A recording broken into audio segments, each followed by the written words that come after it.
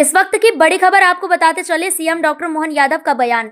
युवाओं को रोजगार मिले सरकार की मंशा है। प्रतियोगी परीक्षा में योजनाएं युवाओं की मदद करेंगी। ये दोनों योजनाएं अच्छी हैं। युवाओं से जुड़ा यह आयोजन बेहतर है। 7 विधाओं के बच्चों का चयन किया गया है। यह इस बात का प्रमाण है कि हम युवाओं के लिए लगातार काम कर रहे हैं। हम विज्ञापन निकाल कर भर्तियां कर रहे हैं। 1 लाख अभी 1.25 साल में भर्ती कर रहे हैं। अगले 5 साल में हम 2.5 लाख भर्तियां करेंगे। पर्यटन को लेकर सीएम डॉक्टर मोहन यादव ने कहा, पर्यटन को लेकर हम लगातार काम कर रहे हैं। हम पर्यटन के क्षेत्र में समृद्ध हैं। सभी सेक्टर में सरकार काम कर रही है। आज पीजी कोर्स चलाने वाले विश्वविद्यालयों की मीटिंग थी। सभी रोजगार परक कोर्स चलाएंगे। विश्वविद्यालय शासकीय के समान प्राइवेट को भी सुविधा मान्यता देगी सरकार। मथुरा दौरे पर बोले सीएम डॉक्टर मोहन यादव, श्री कृष्णा की शिक्षा स्थली एमपी उज्जैन रही है। जनापाव में उन्हें सुदर्शन चक्र दिया गया था। प्रत्येक स्थान को तीर्थ बनाएंगे।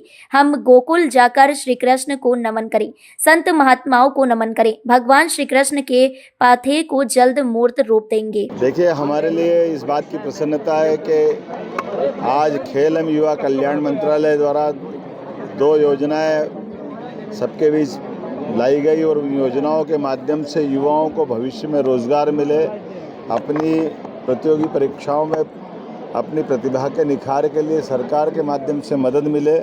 और मुझे इस बात की प्रसन्नता है कि पार्थ योजना जो सेना, पुलिस और अन्य विभागों में भर्ती के लिए प्रतियोगी बच्चों के लिए वो परीक्षा के लिए उपलब्ध कोचिंग और सब प्रकार की मदद करने का संकल्प ले रही है। साथ ही साथ सब प्रकार की जानकारी दिलाते हुए जो विभाग काम कर रहा है, इन योजनाओं के भरोसे से युवाओं को न केवल अपने जीवन में भविष्य की संभावना का मौका मिलेगा, बल्कि इस आधार पर वो मध्य प्रदेश को भी गौरवान्वित करेंगे।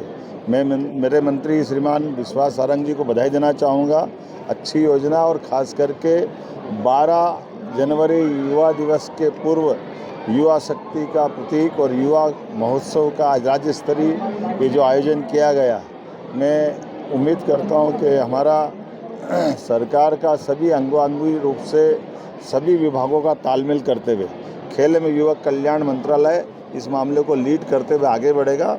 मेरी अपनी ओर से एक सुंदर आयोजन की बधाई, खास करके 7 अलग अलग विधाओं के अलग अलग प्रतिभाशाली बच्चों का और उनके दलों का जो चयन किया गया, वो नृत्य, गायन, अलग अलग प्रकार की उनकी टैलेंट, उसमें प्रतिभा के बलबूते पर भाषण प्रतियोगिता है, कविता है, कई सारी विधाओं को जो मौका दिया गया है, वो सभी विधा में आने वाले बच्चों को मेरी अपनी ओर से बधाई। ये अपने आप में पर्याप्त है कि हमने जितने प्रकार के विज्ञापन निकाल करके भर्ती कर रहे हैं, आप अंदाज लगा लो कि 42,500 तो स्वास्थ्य विभाग के पदों की मंजूरी दी गई है। बीते 1 साल के अंदर अगर 1.25 लाख से ज़्यादा पदों की मंजूरी हमने दी है और विज्ञापन के लिए कहा है।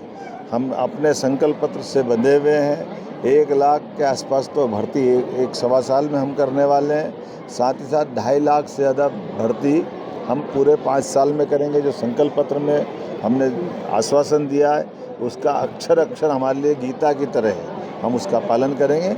हमारे लिए प्राइवेट सेक्टर में भी 3 लाख से ज़्यादा युवाओं को मौका देने के लिए हमारी इन्वेस्टर समिट में जो MOU हुए हैं, उम्मीद करते हैं कि देश के साथ प्रदेश की भी प्रतिभा, खासकर माननीय मोदी जी के सपनों को साकार करती हुई सभी प्रकार के यथायोग्य प्रकार से उनकी बौद्धिक क्षमता के आधार पर अपने अपने ढंग से रोजगार में युक्त हो।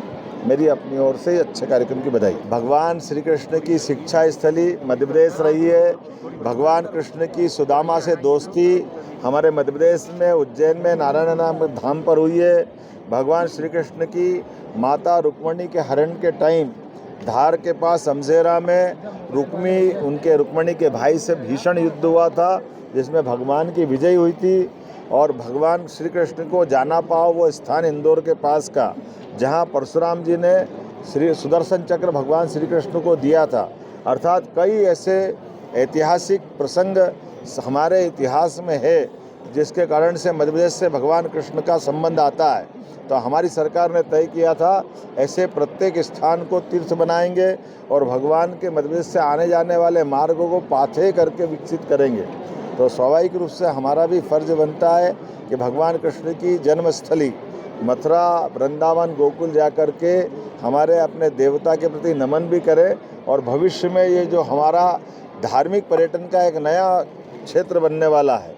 उस क्षेत्र की संभावना पे वहाँ के विद्वानों से भी मिले, संत महंत ऋषिगणों से भी बात करें, ताकि भविष्य में ये जो तीर्थ बने उस तीर्थ में सबकी भावनाओं का समावेश हो सके।